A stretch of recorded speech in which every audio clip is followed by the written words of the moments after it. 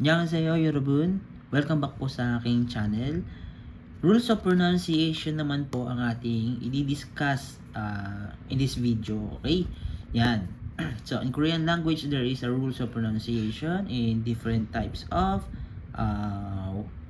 characters, no? So, ang una po ay if a word that has a final consonant is followed by a silent iyang. Ayan. So, kung ang salita daw po na mayroong patchim, no? Kung tatandaan nyo, final consonant is the patchim of a syllable. Ayan.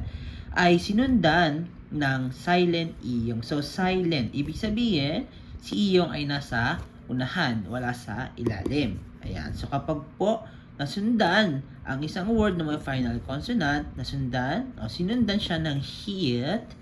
Okay, the last or the final consonant carries it over. So, yung huling tunog or yung final consonant, no, ay magte-take over kay hiyong. So, makukuha po yung tunog na meron yung final consonant and then mapupunta sa pwesto ni iyong. So, okay. So, and for example, we have a word pabul. Pop. Ayan. We have pop. Pop is a meal or food or rice. Okay, so pagkain. Yan. Pop. Binasa ko as pop. Pop. Now, since yung rule natin ay si iyong, lagyan natin ng iyang dito sa another syllable. Let's say ul. Ayan. Okay, so ang basa natin dito is pop. While dito is ul.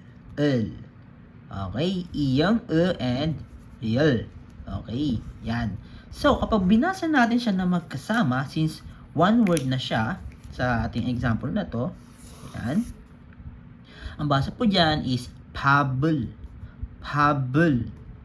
Okay, so paano naging pabul? P sounds naman to pag nasa ilalim, si piyop. Okay, dahil P sounds siya dyan, okay, nasundan siya ng iyong. Okay, so eto, sinundan ng iyong si piyop. Okay, followed by a silent iyong. Wala itong tunog.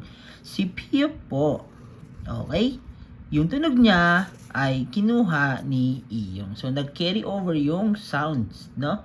Napunta dito sa pwesto ni iyong. Dahil nandyan na siya, wala na siya sa ilalim. Therefore, nagbago din yung pronunciation sa kanya. Dahil si piyop, kapag wala sa ilalim at nasa loob ng isang word, ano po, ang nagiging tunog niya is B sounds. Okay, so kung isusulat natin, para mas maintindihan nyo, meron tayong pop kanina, kukunin ko si piyop sa ilalim, ilalagay ko sa pwesto ni L. So, dito siya nakapwesto. Sunod, and T. Okay, so ito yung nangyari, no?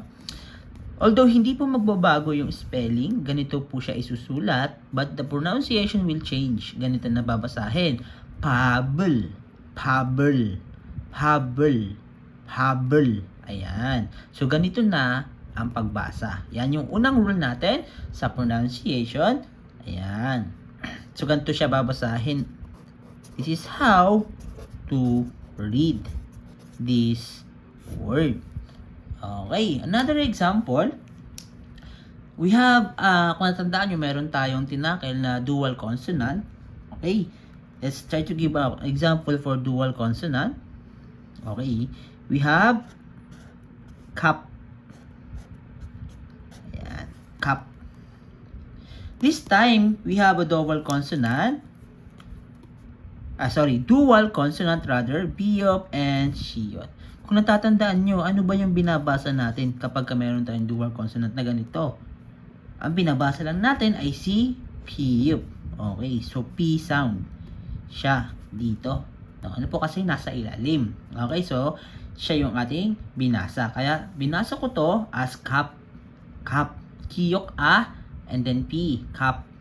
Now, lagyan natin ng iyong, no, para malaman natin yung maging tamang pronunciation sa kanya. Let's put iyong and e vowel dito. Okay. Now we have two syllables in one word. We have cup and then we have e. Okay, cup and e. Now, since ang rule niya ay kuhanin yung tunog ng last consonant, ang kukunin niya dito sa dalawa ay si Shiyot. Okay. Now, si Shiyot, kukunin ni Iyong. So, doon na pupunta sa pwesto niya. Therefore, ano na yung magiging basa natin dyan? So, kung isusulat natin, ganito ang magiging itsura. Yan, nawala na si Shiyot kasi napunta na sa pwesto ni Iyong dito. Okay. So, dahil nandyan na siya, paano natin ito basahin? So, we pronounce this one as kapshi. Kapshi. Ayan. So, this word is pronounced as kapshi, not kapbi. No? Kasi nga, akala natin, silent din si Shiyot dito. Ano? Kasi kap lang yung binasa. Now, kukunin na yun ni Iyong si Shiyot, hindi si Piyok. Okay, so yung last, yung kinuha niya, kaya ang naging tunog niya, kapshi. Then, recap lang, bakit naging shi? Dahil yung vowel po is E. Sinundan ni Shiyot. Okay? Kapshi. Kapshi. Yan, kapshi. So, yan yung naging tunog ni netong ating example na word. Okay? So, paano kapag walang last or final consonant? So, dun, I think nasabi ko na siya before, kapag wala, edi wala po siyang makukuhang tunog. So, for example,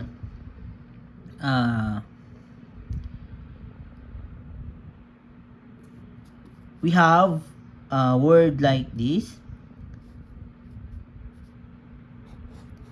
Cha, and then, yan. Okay. So, meron tayong silent E yung sa second syllable. Kagaya na nakita nyo, nasa second syllable siya. Wala siyang tunog. But, in this word, there is no patchim dito sa ilalim ni cha. Therefore, wala pong makukuhang tunog si iyong dito. Kaya ang mangyayari, babasahin na lang natin siya as it is. Cha-um. Cha-um. Cha-um. No? So, wala siyang nakuhang tunog sa ilalim dahil wala namang patchim. Okay? So, kapag meron lang, siya nakakakuha ng tunog. Okay? Last example para sa iyong na rules natin. Okay? We have a word, anja, and ganito po siya isulat. Yan. Dual consonant, niyan, chiyot. Ang binabasa lang po natin dyan ay si niyan. Eto. So, letter N. Ano po? So, ang basa, an. Okay, sabi ko kanina, anja, dahil nilagyan ko siya ng another syllable na a. Vowel naman, second syllable natin. Ano po? So, dito, si last consonant ay si chiyot. Okay, so dahil siya, yung last consonant, siya yung kukuhanin na tunog ni iyong. Okay? So, paano na ang basa? Magiging anja. Anja. Magiging anja. Anja. Anja. Again, ito po yung makikita nyo sa mga textbook, pero yung maririnig nyo when someone pronounce these words ay eto naman. So, hindi magbabago spelling yan, ganyan pa din yan. But the pronunciation will change, kagaya neto. Binasa natin as pabl. Binasa natin at kapshi. Binasa natin as anja. Anja. Ayan. So, yan po yung una nating rule of pronunciation ni iyong. Okay, second rule natin, meron tayong if kyok, tigut, piep, jiet is followed by a hiyet, ayan, they will be pronounced as their aspirated sounds. Ano nga ulit yung aspiration or aspirated sounds? So, sila po yung merong puff of air kapag binabasa or merong buga ng hangin. Na-emphasize yung hangin sa word. Okay, so itong apat po kasi, sila yung merong aspirated sound. Si kiyok ay nagiging kiyok kapag ka naka-aspirated siya. Tiget, nagiging tiyet, piyop, at chiyot. Okay, so whenever na sinundan sila ng hiyot, etong character natin na to, they will be pronounced as etong nasa taas, aspirated sound. Ayan, yun yung magiging tunog nila. Although, merong pang ilan na may Complicated po kasi si hiyot, no? Kapag siya ay nasa patchim, no? Maraming pwedeng maging tunog depending on yung sinundan na character. So for now, eto muna, try natin. Example, para sa word na to, we have the word an. An na may dual consonant. So eto yon. Ayan, an. Okay? Now,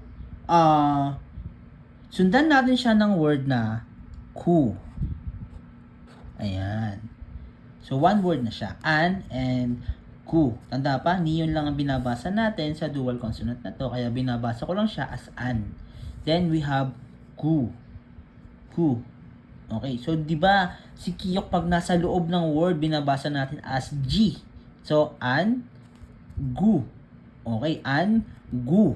Kaya lang po, na-overrule na siya. Dahil si Kiyok dito, no, ay sinundan niya si hiyot. Okay. And si Kiyok ay may aspirated sounds. Therefore, yung Kiyok dito ay magiging aspirated yung tunog. So, si Kiyok na nandito ay magiging Kiyok. Ayan. Dahil may hiyot po na nandito. Okay. Sinundan niya si hiyot. An yung nauna, ku yung sumunod. So, sinundan niya si hiyot. No? Dahil hiyot yun, merong aspirated form si Kiyok. Magiging Kiyok ngayon yan. So, ang basa, anko. Anko. Anko. Okay, so parang ganito yon. Anko. Anko. Ayan, dahil kay hiyot. Okay. Another example, meron tayong chuta. Chuta. Chuta. Okay? Hiyot, u, and then hiyot. Okay, so kung ito lang, letter T, si hiyot dito, chot ang basa.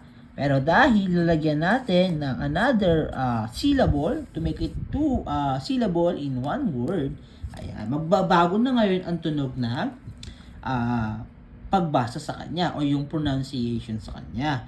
Now, si Tigot ay nandito ulit sa ating group of aspirated sounds. So, meron siyang hiyot kapag naka-aspirated. Ano po? Then, may hiyot dito. Yan. So, si Tiyot, magbabago ang tunog. Magiging Tiyot. Yan. No? So, pag binasa natin to, magiging Chota. Chota. Oh, igo no mo chota. Oh, this is really good. Chota is to be good or nice. Ayan, chota. So, kung babasahin natin, magiging ganito siya. Ayan, chota. Chota. Ayan, ito yung isa pang example natin kay hiyat. Another example naman, we have I see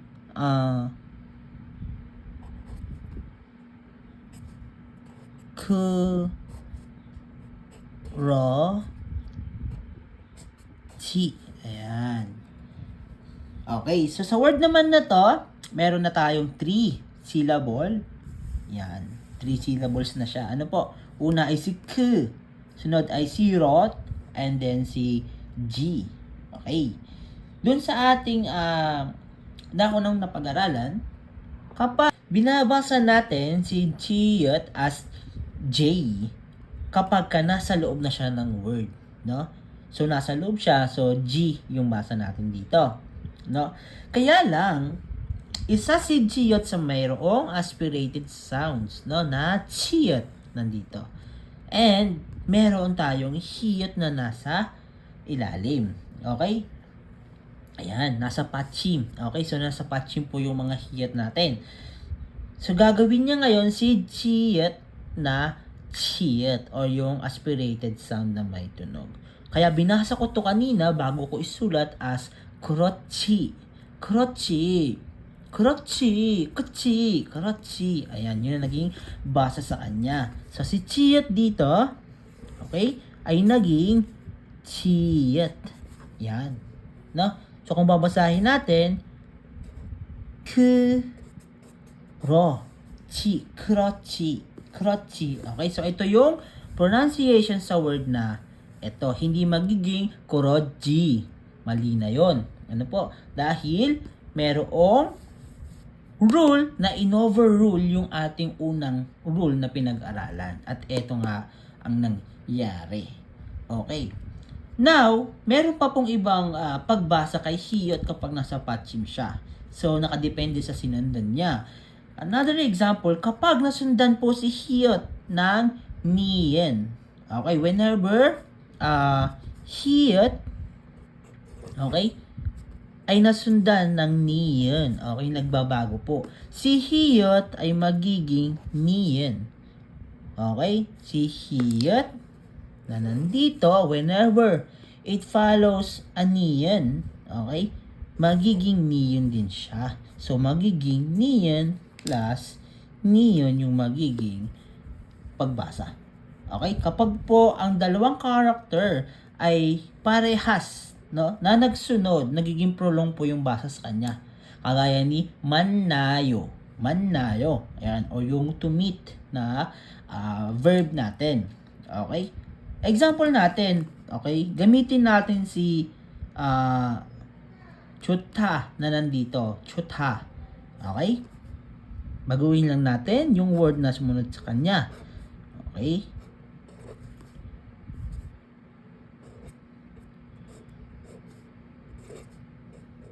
Ayan. Okay, so this time meron tayong 3 syllables again in one word. Meron tayong chot, ne, at yo. Ayan. Okay, so one word siya. And then, si hiyot na nandito. Ayan. Nasa patchim ulit. Sinundan niya si niyen.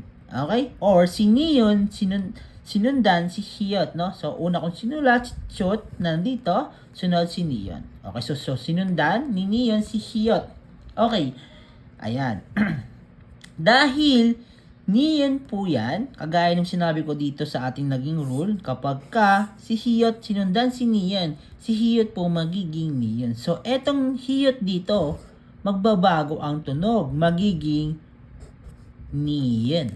Ayan. So, ang basa na dyan, chonneyo. Ayan. So, nakita nyo, from chutta, dahil may tigot dito, si tigot naging tiyot yung tunog. Okay? Naging chotha. Pero dito, si niyan po, wala po siyang aspirated na tunog. Okay? Wala. Ito lang yon. Ngayon, si niyan dito may sariling kanyang rule na kapag nasundan siya ni hiyot, si hiyot po magiging niyon. So, ang basa ngayon dyan, chonneyo.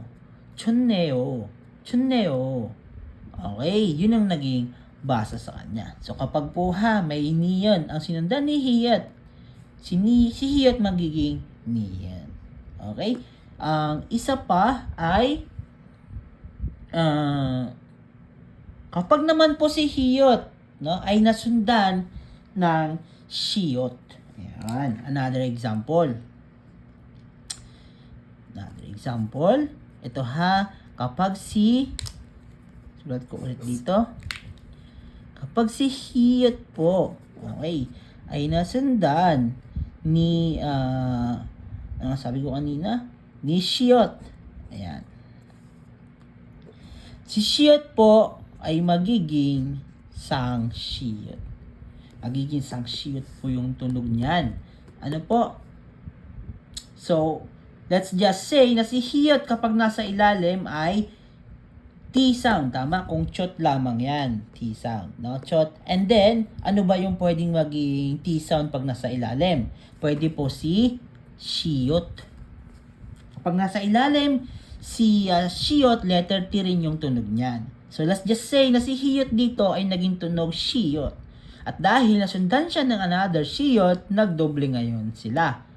Okay? Ano ba yung example para mas madaling magets? Gamitin ulit natin si chutta. No? Chutta. Okay?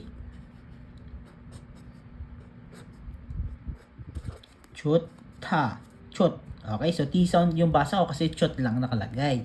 Ngayon, may word na ganito. 좋습니다.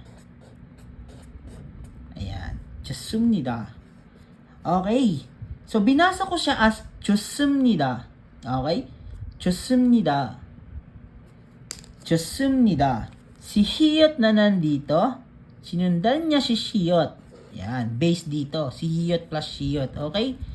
And then, yung basa ko kay Shiyot na nandito ay naging double consonant na Shiyot or yung sang Shiyot natin. Kung isusulat natin, kung isusulat natin, di magiging 좋습니다. 좋습니다. 좋습니다. Yun yung magiging basa. Okay, sulat ko para hindi malito. So, magiging basa dito ko nalagay ay 좋습니다.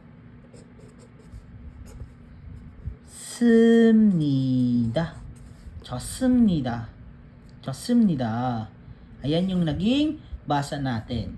Okay, so marami talaga siyang pwedeng maging tunog kapag si Hiyot nasa padchim kasi nakadepende po magiging tunog niya sa sinundan niyang character.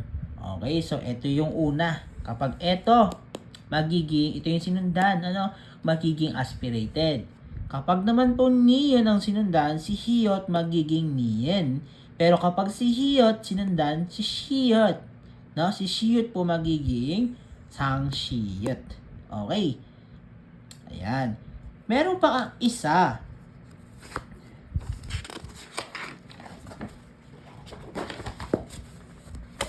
Ayan.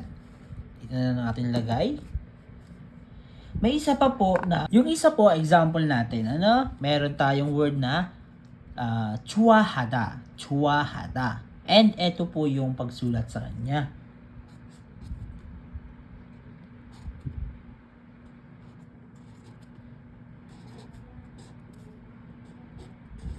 좋아하다. Ayan. Ang ibig sabihin po ng 좋아하다 is to like, or magustuhan. Okay? 좋아하다. Kung narinig nyo, binasa ko siya as 좋아하다. 좋아하다. Na parang hindi nag-exist si Hiyot sa ilalim. Kasi kung nag-exist siya, dapat T sound siya. Okay? Pero hindi ko na binanggit yung T sound. Whenever Hiyot follows a vowel, it will be silent. So, mawawala ang tunog niyan whenever nasundan niya is a vowel. Okay, sir, di ba iyong naman yan? Hindi siya vowel. Okay, so iyong siya, kaya lang wala pong tunog ang iyong na nandyan. Okay, so pinag-aaralan po natin is pronunciation. So, yung may binibigkas. And this is a vowel. Okay, so nag-direct na to the point na ang sinundan niya ay hindi si iyong, kundi si vowel dahil yung pronunciation yung importante sa ating dinidiscuss na ito. So, ang basa ngayon dyan is 좋아하다. 좋아하다. 좋아하다. Ayan, nag-silent na po si iyong. Nag-silent na po si Hiyot dito dahil sinundan niya is a vowel. So, ang magiging basa po natin dito ay 좋아하다. 좋아하다. So, ito yung magiging pronunciation natin sa word na to. Hindi magiging 좋아하다, hindi magiging 좋아하다. 좋아하다. 좋아하다. Another example, may word tayo na nota o nuo. Nuo. Nuo. Okay, so hindi ko to binasa. Hiyot po ito. Hiyot. Ayan. Okay, so hindi ko na siya binasa. Dahil ang sinundan niya is vowel o. Ayan, yung tunog. So, nuo. Nuo. Ayan. Nagiging no, o. Yan. So, ito yung magiging pronunciation nito. Okay? So, yan po ang magiging rules of pronunciation natin kay Hiyot. Bigay pa tayo ng example ng may neon. Okay? may word na ano ba yun?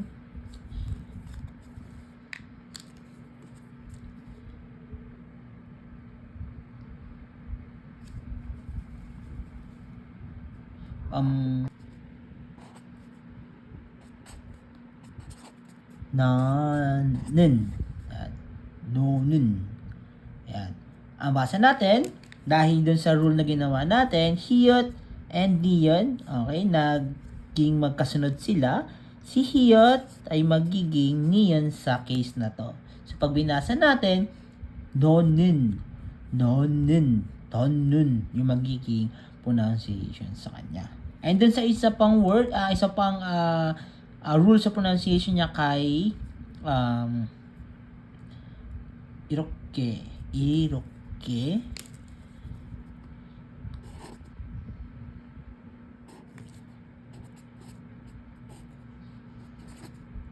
Ayan. Okay, so may word tayo na ganito. Okay, pero binasa ko siya as Iroke. Iroke.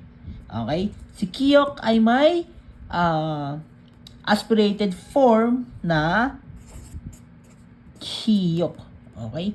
And dahil meron siyang ganon, si Hiyot dito, babaguhin niya si Kiyok into Kiyok. Okay, yun yung pinakauna natin diniscuss. So, ang basa dito, hindi Iroge, kundi Iroke. Iroke. Ayan, magiging Iroke. Ayan, ito yung pronunciation natin. So, yan po si hiyot. So, marami po talaga na pwedeng maging tunog si hiyot kapag siya ay nasa patching. Para naman po sa last natin na rules of pronunciation, okay? If kiyok, tigot, piyok, siyot, and chiyot, no, is followed by a consonant cluster, they will be pronounced as their tense sound. Okay. Tense sound. Familiar? Pag sinabing tense sound, yung double consonant sound ang tinutukoy. And silang 5 lang po yung may double consonants. Okay, so yung literal na dinalawa lang yung character. Meron tayong sangkiyok, sangtigot, sangpiyop, sangshiyot, at sangchiyot. Okay, so silang 5 yung may tense sound. Kailan daw sila magiging tunog as tense sound? Kapag po ang kanilang consonant cluster, okay, isipin nyo na itong 5 is a group of cluster. Okay, so silang 5 lang, grupo sila. Ano po? Kapag sa grupo nila, may mga nagkasunod. Okay? So, yung sinundan, yun po yung magiging tunog tense sound. Okay. So, example, para mas magets nyo mabuti, meron tayong verb na ikta. Ikta, which means to read. Okay? Verb po yun. Ito, ganito siya isulat or ito yung word na yon. Okay? Binubuo siya ng dual consonant sa ilalim na pag binasa natin, kiyok lang yung binabasa, kaya ik, no? Pero sa second syllable niya, meron tayong da. Okay? So, ang basa, ik. Ito may da. Okay? So, yung iba nako-confuse, ang basa nila, ikda. Ikda. Okay? Kasi, yun yung pinakaunang rule natin eh. Kapag ka si tigot nasa gitna or nasa second syllable ng word, nasa loob po ng word, di yung basa. Diba? Kung natatandaan nyo, yun yung pinakauna nating pinag-aralan sa basic consonants. Okay? Kaya lang, na-overrule po yan ng ating rules of pronunciation dahil si kiyok at si tigot ay nasa loob ng cluster na to. Si kiyok at si tigot nasa loob. Sabi ko kanina, kapag yung grupo na yan nagkasalubong or nagkasunod sa isang salita, yung sinundan, no, ang magiging double consonant ang tunog. Kaya binasa ko to as ikta. Dahil si tigat na nandito ay naging double consonant ang tunog. Dahil yung kay kiyok. Okay? So, ang basa, ikta. Ikta. Ikta. Hindi po ikda. Ang tamang basa or the proper pronunciation is ikta. Ikta. ikta. Okay? Another one, meron tayong word na hakyo. Hakyo. Or school sa English. Okay, so yung word na to, napansin nyo, meron ulit tayong 2 syllables, no? 1 hak and then kyo na second syllable. Okay, kung susundin natin yung basic consonant rule natin, si kiyok dito dapat ang basa G sound kasi nasa loob na siya ng isang word. Kaya lang, overrule ulit yon dahil si kiyok at si kiyok ay nasa consonant cluster na ito. That means, si kiyok na to, na sinundan ni kiyok, magiging double consonant ang tunog or sangkiyok. Pag binasa, hakyo. Hakyo. Hakyo. Hakyo. Ayan yung magiging basa. So, ito yung word. Ang binasa natin, hakyo, ikta, ikta. Ayan yung basa. Ikta, hakyo. Okay? Last example para kay rule number 3.